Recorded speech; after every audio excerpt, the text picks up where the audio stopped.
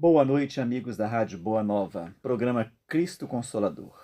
Peço que nos ajudem na divulgação da doutrina espírita, colaborando com o Clube Amigos da Boa Nova, pelo telefone 0800 12 018 38. Aproveitar e mandar um abraço aos amigos da Rádio Boa Nova e à Fundação André Luiz. Programa Cristo Consolador, todas as terças-feiras, às 23 horas. Hoje nós estamos recebendo aqui a Hilda Cristina, que é uma colaboradora da Casa de Eurípides Barçanufo, e ela vai trazer para a gente um tema hoje interessantíssimo, né? Visões extremistas. Boa noite, Cristina. Boa noite, Jorge. Uma boa noite a todos os ouvintes.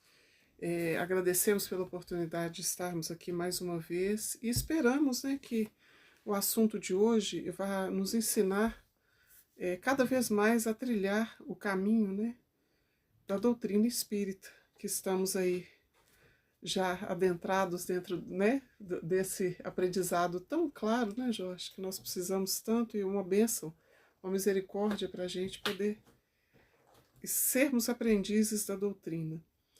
Nós sabemos que os extremistas, eles existem desde o início, desde os primórdios, né?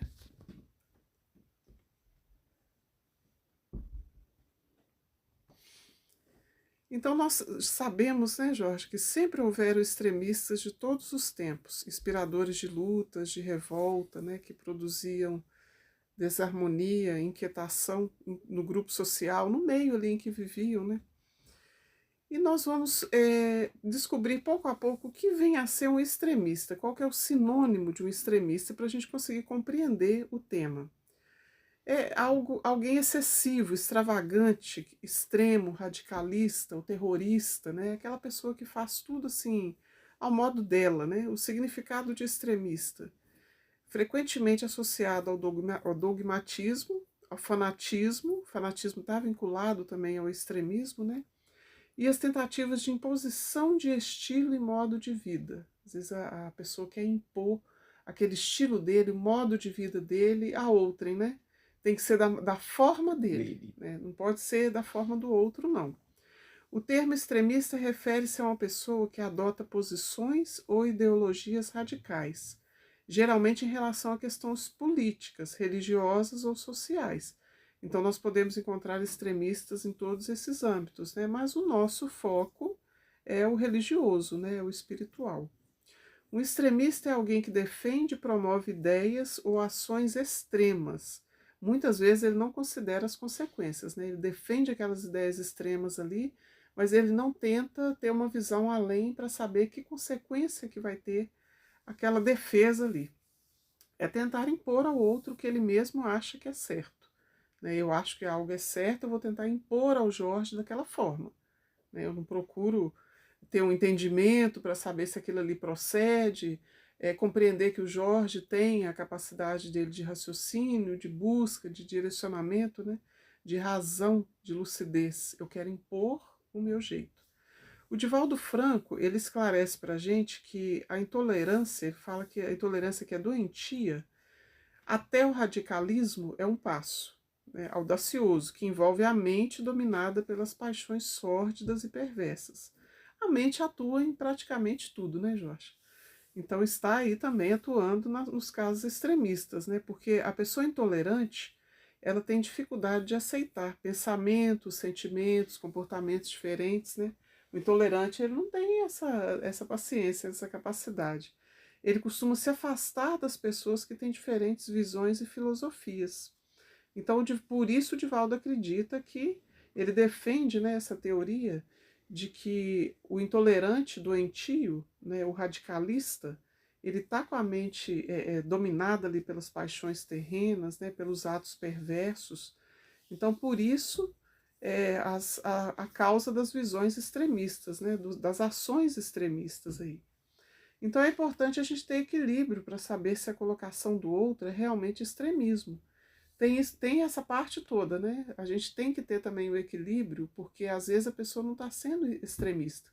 E nós estamos julgando ali, então é uma linha tênue, né? A gente está julgando o outro como extremista e ele não é, porque todo mundo tem a liberdade de expressão, né? É um direito de todos. E o direito da gente termina onde começa o do Do outro, né, outro, Jorge? com certeza. eu vejo muito isso, esse lado, até mesmo dentro dos centros espíritas, né?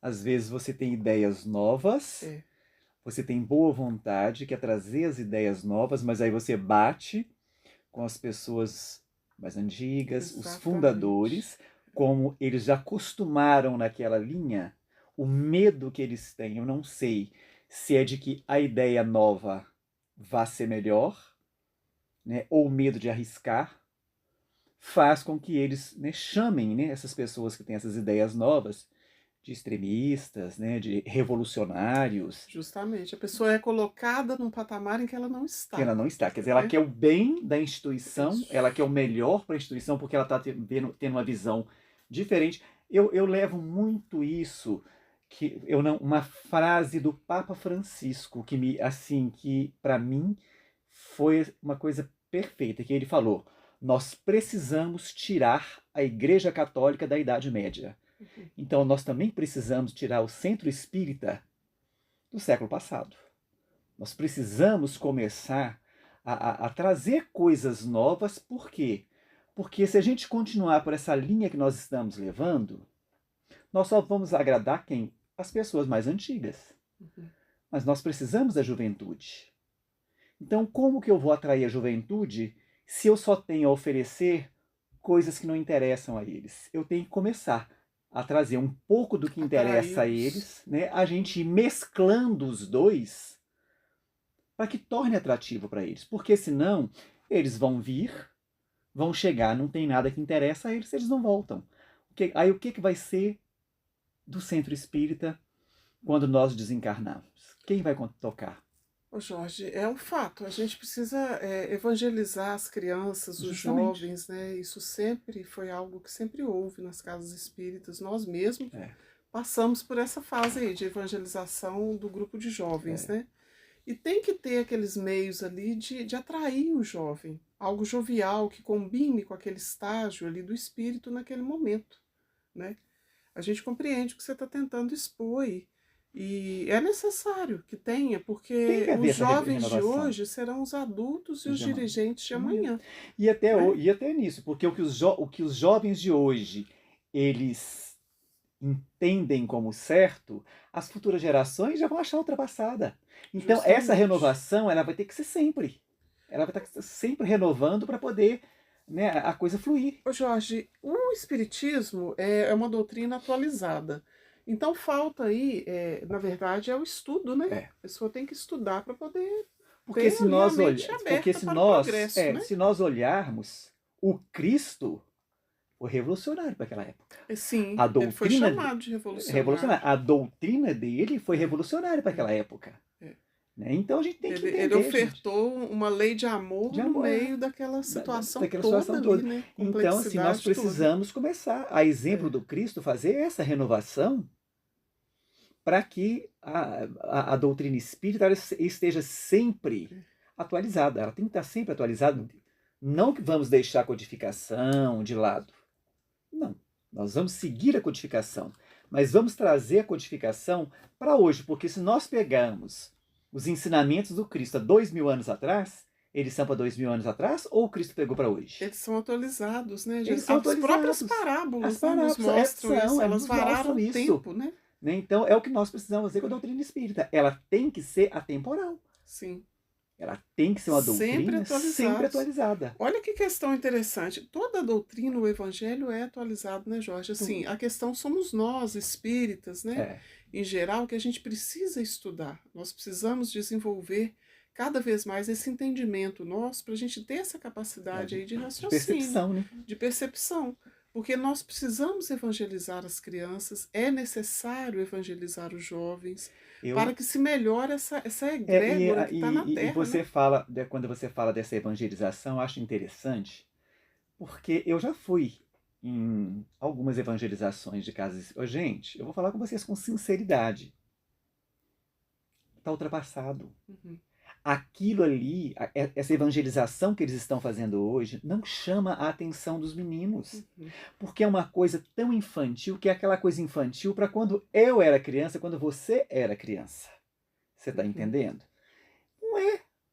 Porque os meninos, naquela época, nós não tínhamos computador, Nós não tínhamos Uhum. celular, nós não tínhamos acesso à informação como eles têm hoje. Nós temos que tentar acompanhar o Nós temos que progresso. acompanhar o progresso. Então, Sempre. assim, aí você vê aquelas historinhas. O dia que eu assisti, eu falo com vocês com sinceridade, eu fiquei horrorizado, que eu saí e falei, gente, pelo amor de Deus, isso aí não atrai os meninos não, Não. por isso que os meninos não vêm. Então, o que nós precisamos? É o que você falou, estudo. Estudo. É o É o espírita entendimento. é o espírita tirar da cabeça que eu sei. Não, ninguém Não, sabe nós não tudo. sabemos Quem tudo. sabe tudo é Deus. Nós temos que fazer cursos e parar com esse negócio. Ah, mas Isso. é para não é para iniciante não. É para todos, porque se você for 10 vezes num curso de evangelização, nas 10 vezes que você for, você aprende algo novo. Algo novo. Você vai aprender algo Sempre. novo. Como nós nas reuniões, a gente Né? sempre Tá sempre aprende algo aprendendo. novo. Então acho que está faltando essa É. humildade. E uma coisa que falta, não só a humildade, mas o quê? É a pessoa ter amor por aquilo que ela faz Isso. e buscar conhecimento para ela poder ensinar. Isso mesmo. Buscar conhecimento Buscar é conhecimento. imprescindível, né, Jorge? Então vamos ver aqui, ilustrando aí essas questões, a questão 839 do Livro dos Espíritos, onde Kardec questiona: é repreensível escandalizar na sua crença aquele que não pensa como nós? É faltar com a caridade e ofender a liberdade de pensar. Uma citação do Emmanuel, através do Chico, no livro Bênçãos de Paz. O Emmanuel traz para a gente aí os tipos de extremismo do nosso dia a dia. Os extremistas da corrigenda, tão apaixonados pelos processos punitivos, que se perturbam na dureza de coração pela ausência de misericórdia. Os extremistas da gentileza, a gentileza também em excesso tem extremistas, Jorge. Achei muito interessante. Esses extremistas gentis são interessados em agradar e acaba descambando um dia para as deficiências da invigilância, né? Porque o tempo todo querer agradar a todos não tem como. Não tem Porque jeito. nem o próprio mestre agradou a todos, né? Os extremistas da superioridade, né, estão tão agarrados à ideia de altura pessoal que adquirem a cegueira do orgulho, porque eles acham que são superiores Superiores o a tudo e a tempo todos, todo, né? e não são. Não são. Né? Os extremistas da independência, tão ciosos da própria emancipação que fogem ao dever, caindo nos desequilíbrios da licenciosidade. Aquele que é independente, né? O tempo todo, tudo ao extremo é excesso. E todo porque excesso. aquele que se acha independente, mas não preciso de ninguém. Gente, Isso nós aí. sempre precisamos um do outro. Precisamos um do Vai outro. chegar um momento que você vai precisar. Justamente. Não adianta. Então, Temos que viver em e sociedade. é uma coisa interessante, que o pessoal antigo eles falavam, é uma coisa muito interessante. Tudo em excesso prejudica. Prejudica. Tudo em excesso prejudica. É desequilíbrio, né, É. Jorge? Aí tem os extremistas da poupança, que estão receosos de perder alguns centavos, que acabam transformando o dinheiro, que é instrumento do bem e do progresso, na paralisia da avareza, em que se lhes arrasa a alegria de viver. Eles paralisam o dinheiro, né? Tem toda aquela condição Tem ali tanto medo de perder. do né? bem, do progresso, até para eles mesmos. A gente vê aí exemplos disso próximos da gente.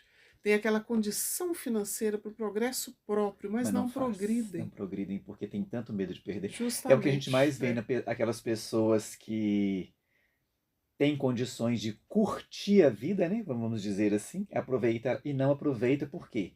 Tem que ganhar dinheiro. Aí não E utiliza. se eu viajar, eu vou gastar dinheiro. Eu tenho um conhecido, ele não tem mais onde pôr dinheiro. Aí ele fez uma viagem para os Estados Unidos. Não levou a mulher e os filhos porque ia ficar muito caro. Ele fez uma viagem para Porto Seguro. Não levou a esposa e os filhos porque ia ficar muito caro. Aí eu falei com ele, assim, mas escuta, qual o sentido de você ter tanto dinheiro como você tem? Se não Olha, utiliza, você está Jorge, perdendo de passar um tempo com a sua família, você está perdendo de ver os seus filhos crescerem. Aí, quando chegar lá na sua velhice, que os seus filhos não derem você o amor que você quer, porque você acha que eles têm que te dar, porque você deu para eles o quê? Dinheiro. Você deu para eles, né? Mas o principal você não deu, amor. amor. Então, o que vai acontecer? Lá no seu final de vida, você vai reclamar que eles não estão te dando aquilo que você não deu para eles. Justamente, vai receber, né, ali, a lei de causa de retorno, a lei de causa e efeito, né? No livro Semente de Esperança, Inácio de Antioquia, ele nos orienta a trabalhar na nossa elevação. À medida que a gente vai alicerçando o entendimento sobre as bases do amor, a lei de amor que Jesus ensinou, né? Que a gente vai se fortalecendo ali, para quando a gente estiver em contato com o irmão, isso nos fornece aquele antagonismo, né? É o indivíduo que apresenta ideias opostas, né? Então a gente tem que estar preparado moral e espiritualmente para que a gente não entre na sintonia do indivíduo, né?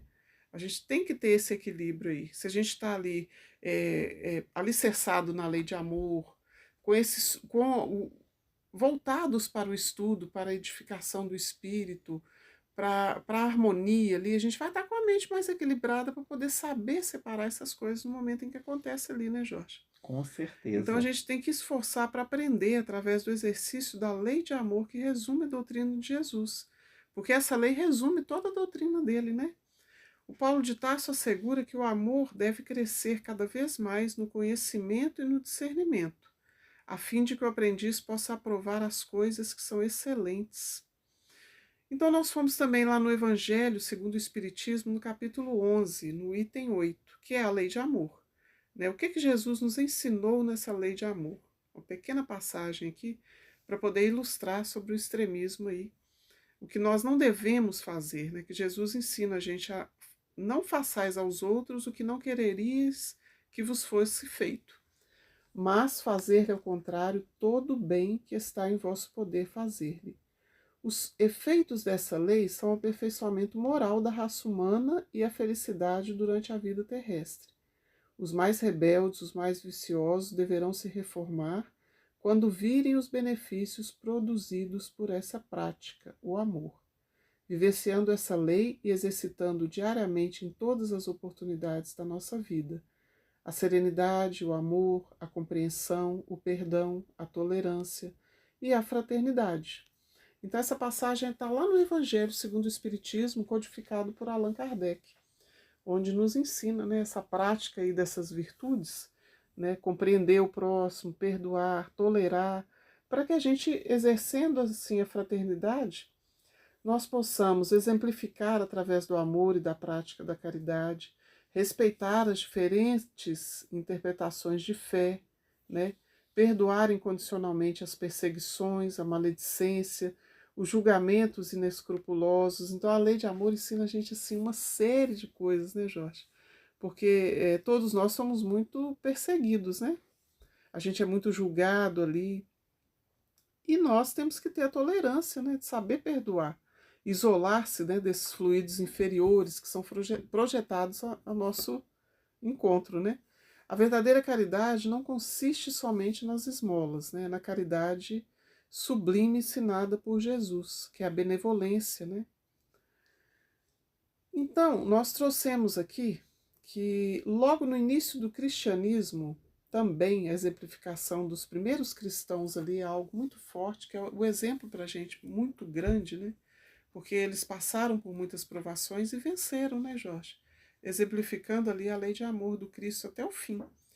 Então, eles passaram por situações extremistas na época. Na época não se usava esse termo extremista, né? Era uma outra linguagem, né? Diferenciada, como disse você, né? A gente vai progredindo, né? Os ensinamentos são o mesmo, é importante a gente deixar claro isso aqui. O evangelho é o mesmo, a doutrina é a mesma, mas há o O progresso. progresso e as situações é que vão mudar. Justamente, nós temos que acompanhar o progresso. Porque Né? se você olhar a violência lá na época de Cristo, né? Olha como que ela era. Olha a violência hoje, como é que é. Nós hoje temos feminicídio. Nós hoje temos aí, ó, meninos, né, se marginalizando, matando. Então, é a mesma violência, sim. Só que, à medida que a gente vai evoluindo, ela também vai evoluindo. Justamente. Né? Ela vai mudando a forma, né? Isso. Hoje, por exemplo, nós não vamos mais, nós não crucificamos mais. Não. Né? Nós não apedrejamos uma mulher, mas matamos uma mulher de outras formas. É verdade, de outras formas. Nós não crucificamos, não prendemos na cruz, mas crucificamos as pessoas com as nossas maldades. Exatamente, né? com a nossa língua, a língua ferina. Com a impunidade. Né? Quer dizer, é uma crucificação? É. Porém, É uma crucificação, não pega uma cruz, uma madeira e É. crava e te põe. Não. Então a gente tem que entender Metafórica, isso. né? É uma crucificação metafórica. Então, aos adeptos do cristianismo eram de um extremismo enorme. Allan Kardec passou por muitas É. situações. Uma situação no dia, essa aqui nós trouxemos, assim, que foi muito interessante, vai ser muito esclarecedora, que exatamente no dia 9/10 de 1861, em Barcelona, foram queimados centenas de livros espíritas, né? A maioria de autoria do codificador, inclusive o Livro dos Médiuns. Essa ordem foi dada pelo bispo de Barcelona. Ele alegou que os livros eram contrários à fé católica. Na Revista Espírita de 1862, houve uma comunicação em que o espírito se descreve como ex-bispo, e naquele momento, arrependido dos seus erros, informa também que o homem que vive surdo e cego de espírito sofrerá, expiará e renascerá para recomeçar o labor intelectual que a sua preguiça e o seu orgulho levaram a evitar. Allan Kardec agiu como verdadeiro espírita quando viu essa comunicação e recomendou em seu comentário: Espíritas, perdoemo-lhes o mal que nos quis fazer, como quereríamos que as nossas ofensas nos fossem perdoadas, e oremos por ele no aniversário do Auto de Fé. Essa passagem foi denominada, né, Auto de Fé, essa queimada desses livros. Então, esse bispo que ordenou essa queimada dos livros, ele vem a desencarnar, né? Então, quando ele descobre lá a espiritualidade, ele comprova que aquilo que o Allan Kardec codificou e estava A propagando pelo verdade, né? mundo era verdade. Aí ele vem através de uma manifestação e traz essa passagem. E é interessante ressaltar, gente, que eu não sei nem se os nossos ouvintes sabem, a maior biblioteca espírita do mundo está no Vaticano. Queimaram, mas guardaram os livros, os exemplares, está lá. Falo isso porque o meu primo é padre, esteve no Vaticano e ele, né, como ele sabia ele sabe que eu sou espírita, ele falou comigo um dia. Falou, a maior biblioteca espírita do mundo está no Vaticano. Todos os livros espíritas estão lá. Ô Jorge, Padre Germano, no livro As Memórias do Padre Germano, né, ditado por ele e escrito por Amália. É um livro que a gente ama muito, eu já li várias vezes. Ele fala isso, só que assim, não cita o nome Vaticano, né? Não sei se naquela ocasião, mas ele fala que ele leu e pesquisou muito enquanto estudava para padre, e que ele encontrava livros lá que às vezes ele era chamado a atenção por estar lendo. Lindo. Então ele dá assim a entender que ele estudou sobre a doutrina espírita nesses livros, que ele adquiriu um cabedal enorme nessa biblioteca que ele tinha acesso.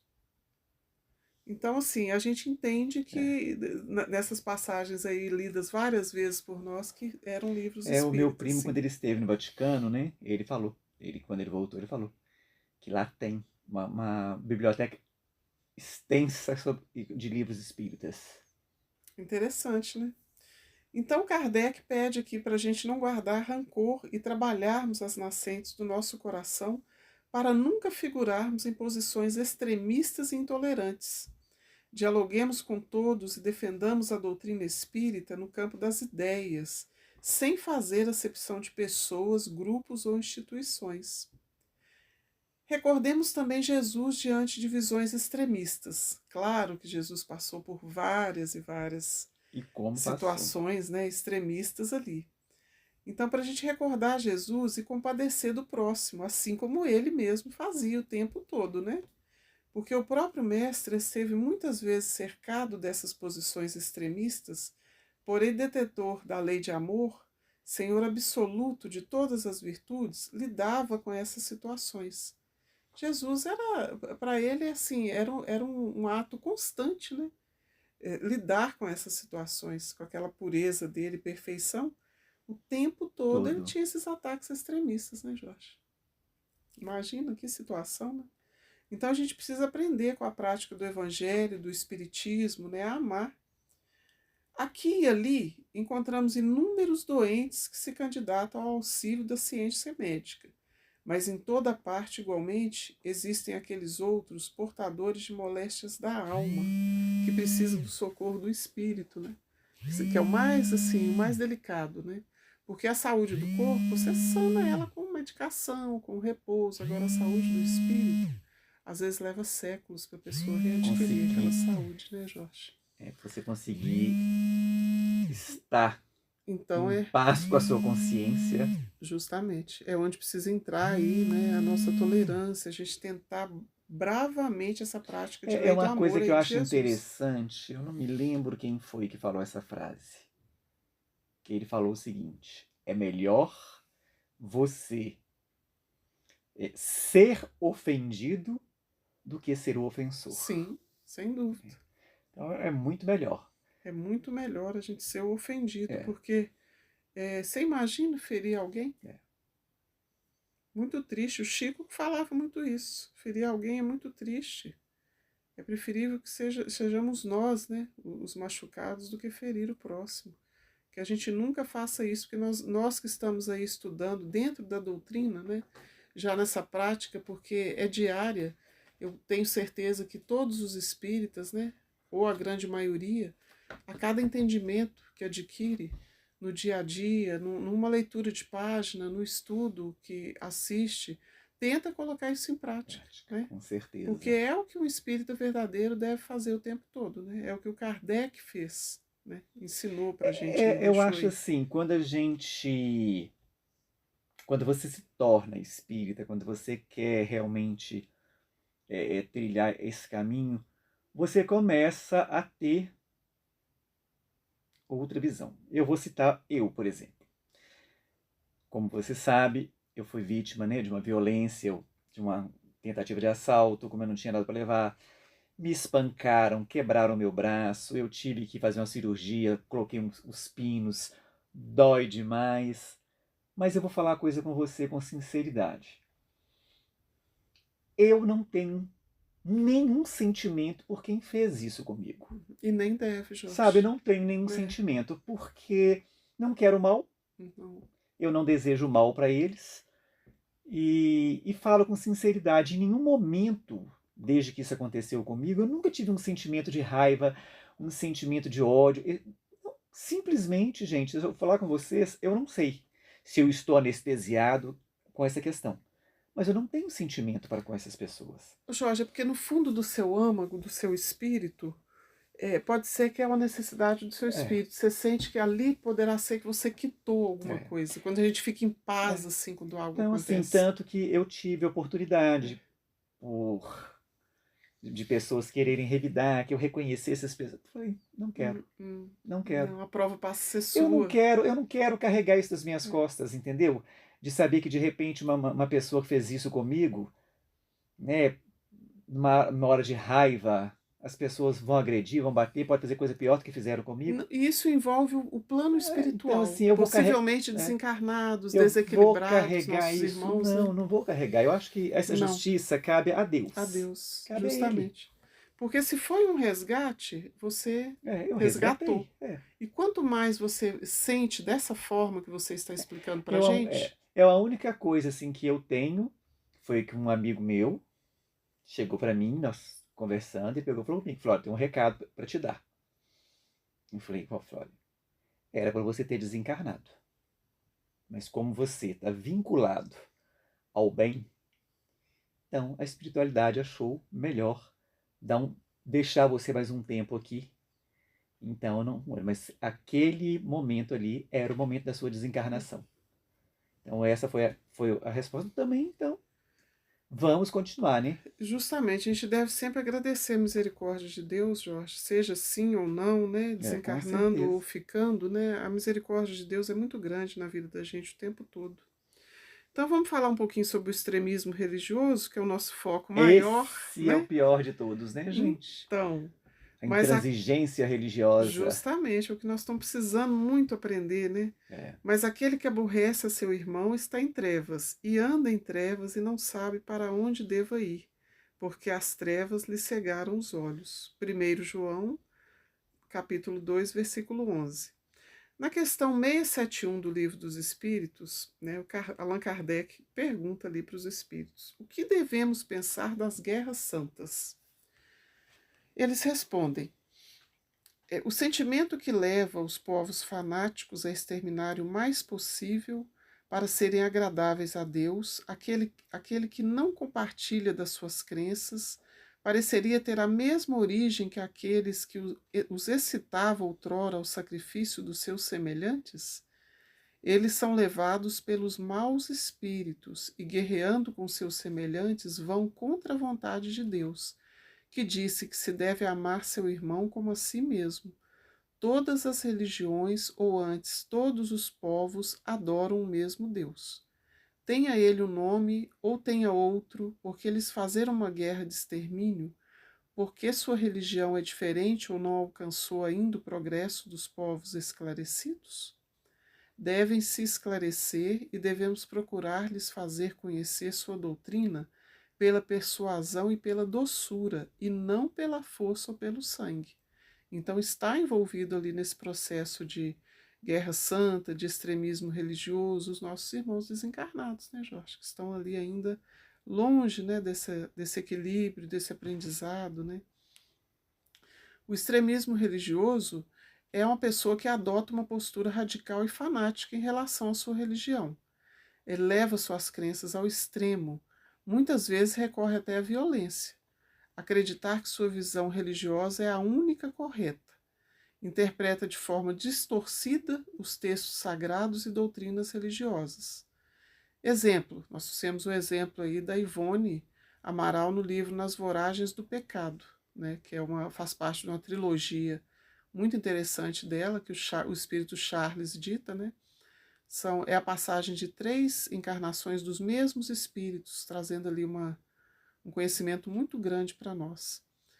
Então, nesse livro aí, fala sobre o extermínio dos huguenotes, que são os adeptos ao protestantismo, né? Naquela época aí, a gente sabe que houve uma guerra, um massacre, né?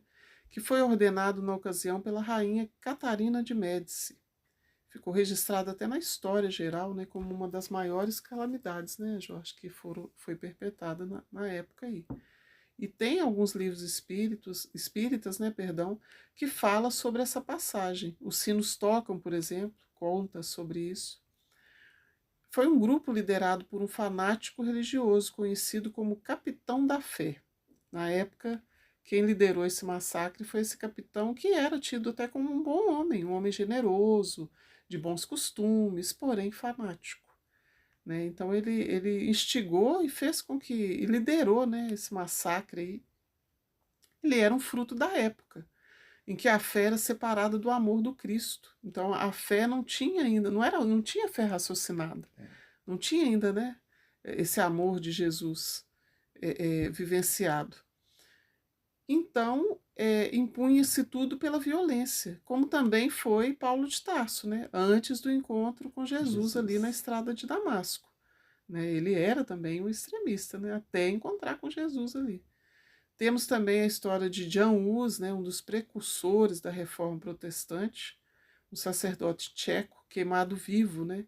Ele foi condenado por heresia, por negação da concepção católica. É porque ele defendia as ideias do Cristo da forma cristalina, assim como Jesus foi mesmo, independente de religião. E ele foi tido como herege em decorrência disso. Então eles marcaram uma data e o queimaram vivo. Só que narra o livro, que até do Rochester, né, Os Luminares Tcheco, chama esse livro, que ele não chegou a sentir as labaredas do fogo. Ele foi retirado antes. Jan Hus é o nosso Allan Kardec, né? Conta-se aí. Inclusive, aqui, naquele Confidências de um Confidente, fala, né, que Tiradentes, ele foi tirado antes de ser enforcado. Sim. Ele não sentiu. Né? E uma coisa que isso me chama muita atenção, que eu penso o seguinte: a gente vê isso aí e... Mas será, gente?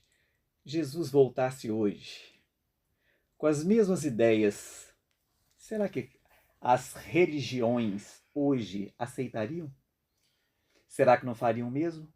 Se ele pregasse... Porque se nós pegarmos o cristianismo mesmo, Se nós olharmos as religiões, em muitas, elas estão muito longe do cristianismo ali, porque elas estão mais voltadas para o materialismo. Então, se o Cristo viesse hoje falando o contrário ao que essas religiões pregam, eles aceitariam esse Cristo? Ou será que eles dariam um jeito de acabar com esse Cristo como fizeram 2000 anos atrás? Ô Jorge, a gente pensa muito sobre essa questão às vezes. Esses dias mesmo nós estávamos pensando sobre isso, né? Que os nossos irmãos evangélicos citam muito que Jesus está voltando. No geral, o ser humano ele tem dificuldade de lidar com a diferença. E a superioridade de Jesus é muito diferente, né? Está muito, muito, muito além da terra, né? Um dos motivos que que aconteceu essa situação. E outra, né, que foi, ele mesmo fala que só aconteceu porque o pai queria sim, Fosse desse né? jeito. Então, se fosse o caso, né, os nossos irmãos aí que falam muito isso, a gente sabe que Jesus está sempre aí conosco. Nós, os espíritas, sabemos que Jesus nunca foi, né? Ele está conosco o tempo todo. Mas se Deus quisesse dessa forma, né, como disse ele na época, né, isso vai acontecer porque o Pai quis assim. Inclusive o Allan Kardec, a quem a gente está se referindo agora, que o Jean Hus, que na época também foi o centurião, né, que foi até Jesus oferecer a trocar de roupas com ele, tirar ele da prisão, né, falou que não, o senhor não pode ficar aqui porque o senhor ainda vai ser muito útil, né, eu não sirvo para nada, então troque de roupa comigo e fuja, né, e eu morro no seu lugar. Aí ele olha para o centurião e fala que agradece, muito comovido, né, que ele viu aquela presteza, e fala com ele que ele não ia poder fazer o que ele estava pretendendo, morrer por ele naquele momento. Mas que lá na frente ele via ele no meio de labaredas, morrendo por ele. Por ele. Né? E Jesus fala com ele que isso só vai acontecer agora porque o Pai quer assim, né? Quer que aconteça dessa forma. Então, se Deus não quisesse, aquilo não teria acontecido daquela forma. Com certeza. É o princípio de tudo, né? Eu acho que no fundo, Deus ele tinha certa confiança. Sim. Que ele achou que não iria acontecer. Sim. Mas, né, depois que ele viu quem eram as criaturas, então teve que ser daquele jeito. Necessário para o nosso crescimento, né, Jorge? A exemplificação dele, ele vivenciou ali tudo aquilo que se espera de nós. Para que nós cresçamos em espírito e verdade. Né? Ele passou por tudo que nós passamos. Justamente. Só que ele passou injustamente. Isso nós aí. passamos ele por merecimento. Ele não precisava, porque é um ser perfeito, né? Que desceu ali. E nós por merecimento, porque nós cavamos as situações que nós passamos. Justamente, a gente tem, mas o amor dele é tão grande que ele mandou os emissários, né? Mas depois, não satisfeito, né, com a vinda dos emissários, veio ele pessoalmente, né, presencialmente na Terra, como a dizer, né, é assim que se faz, né? É dessa forma que devem fazer. E nós estamos aí até hoje tentando, né? Tentando, com certeza. Tentando.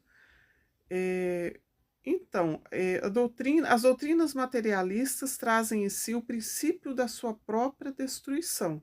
A doutrina que é materialista, né, Jorge? Aqui que a gente está falando, não está voltado para o amor, para o espiritual, né? Só eu acho que elas estão. A parte material está acima da parte espiritual. No livro O Problema do Ser, do Destino e da Dor, é um livro muito interessante, viu, gente, de Leon Denis. É muito completo, ele fala assim sobre todos os assuntos, é riquíssimo em conhecimento para a gente aí que está estudando a doutrina. O Leon Denis fala que o espiritismo ele não dogmatiza, ele não é uma seita, nem uma ortodoxia, ele é uma filosofia viva, patente a todos os espíritos livres e que progride por evolução, não faz imposição de ordem alguma, propõe, né? Sempre, e é verdade, o espiritismo ele propõe, né? Tudo me é lícito, mas nem tudo me convém. Mas ele não te proíbe. Faça o que você quiser fazer, mas se quer fazer, olha o que vai te acontecer. Justamente. Não proíbe, não é extremista, né? Mas claro. Ele nos mostra a realidade, nua e crua. Sim. Se você continuar por esse caminho aqui, ó, o resultado vai ser, quer ir? Pode ir. Mostra pra gente, É, né? Não devemos, é. mas não somos impedidos De, de a nada, escolha é sua, o né? A escolha livre-arbítrio. é nossa, livre-arbítrio, respeitado, né? O tempo todo ali. É uma doutrina muito esclarecedora, Vencedora. muito interessante, né, Com Jorge? certeza. Muito interessante. Segundo Allan Kardec, o Espiritismo dá coisa melhor. Nós tiramos isso de uma passagem do Allan Kardec. Eis porque é acolhido pressurosamente por todos os atormentados da dúvida, os que não encontram nem nas crenças nem filosofia vulgares o que procuram. O Espiritismo tem por si a lógica do raciocínio e a sanção dos fatos. Então, Allan Kardec defende o Espiritismo e falando que o próprio Espiritismo ele já tem ali aquela lógica, né? aquela razão, ele já é raciocinado. Né? Segundo Emmanuel, o Espiritismo, na sua missão de consolador, é o amparo do mundo neste século de declives na sua história. Só ele pode, na sua feição de cristianismo redivivo, salvar as religiões que se apagam entre o choque da força e da ambição. Está vendo aqui que o Emmanuel cita que as religiões se apagam.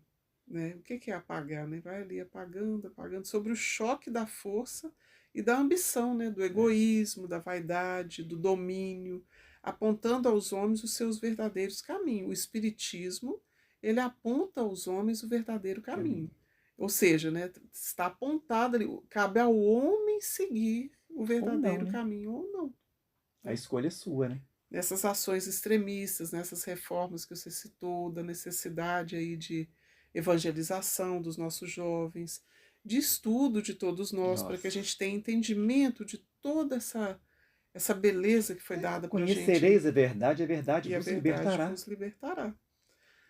É a fé cega, cada vez mais cedendo espaço à fé raciocinada, que oferece ensejo de cultivarmos os bons sentimentos por meio do estudo, do discernimento, da prática do bem, que nos preserva da exposição ao ridículo, né, e dos extremismos que nos alheiam da realidade, do bom senso e do equilíbrio. Ou seja, a pessoa ali que tem essas ações extremistas, ela está fora da realidade, né, Jorge? É algo que a gente não pode, a gente tem ali que pensar, que raciocinar. Às vezes a gente solta uma fala. Eu falo que nós agimos por impulso. Uhum, Primeiro agimos, depois pensamos. Nós temos justamente. que aprender o contrário. O contrário. Primeiro pensar para depois Para agir. depois agir. Porque, gente, quando você pensa, você raciocina, você, poxa, mas será que eu devo fazer isso? Agora, Para quando não você cometer. age, o que acontece? Você age. Você agiu de uma forma errada, você não tem coragem de pedir desculpa, de se Isso. desculpar, de pedir perdão, Isso aí. assumir o seu erro. O que você quer? Jogar a culpa no outro, É. é um obsessor. O Né? obsessor, como diz a Ivone Amaral, que muitas vezes está lá quieto na região dele e é chamado insistentemente por nós Com encarnados. certeza. Isso é uma citação da Ivone Amaral Pereira. Qualquer dos livros da Ivone encontra essa citação que ela fala muito sobre esse campo aí dos obsessores, dos suicidas, né? Então, gente, essa passagem sobre o extremismo, as fontes, para todos que queiram ir lá buscar, clarear ainda mais, né?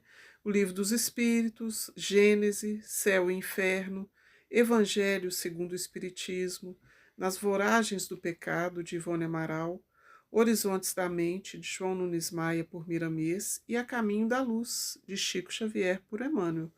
Então, caso queiram, pode pesquisar aí nessas obras que vão encontrar todas as passagens e poder esclarecer ainda mais, esmiuçar mais, né, com mais tempo ali pesquisando, estudando, Com certeza. e que nós possamos não cometer, né, ou cometer o menos possível esses atos erros, extremistas, né, Jorge? Que a gente já está introduzido aí na doutrina, então já é um fato importantíssimo, Demais, né? Muito importante, que a gente tem que agradecer a Deus sempre, porque nós já temos a clareza do entendimento, da fé raciocinada. Nós temos conhecimento. Né? Isso aí. É uma fé raciocinada que muitos ainda não possuem. E nós já temos. Então já é um degrau que nós subimos ali. A mais, hein? A mais. Pois é, gente. Chegamos ao final do nosso programa. Cristina, muito obrigado pela sua participação. Nós é que agradecemos mais uma vez pela misericórdia de Deus e de Jesus de permitir de estarmos aqui. E até um próximo programa. Se Deus Bom, quiser. meus amigos, chegamos ao final. Programa Cristo Consolador. Peço que nos ajudem na divulgação da doutrina espírita, colaborando com o Clube Amigos da Boa Nova, pelo telefone 0800 12 018 38. Quero aproveitar e mandar aqui um abraço aos amigos da Rádio Boa Nova e à Fundação André Luiz. Programa Cristo Consolador, todas as terças-feiras, às 23 horas, na Rádio Boa Nova. Uma boa noite a todos, muito obrigado pela audiência e até o próximo programa.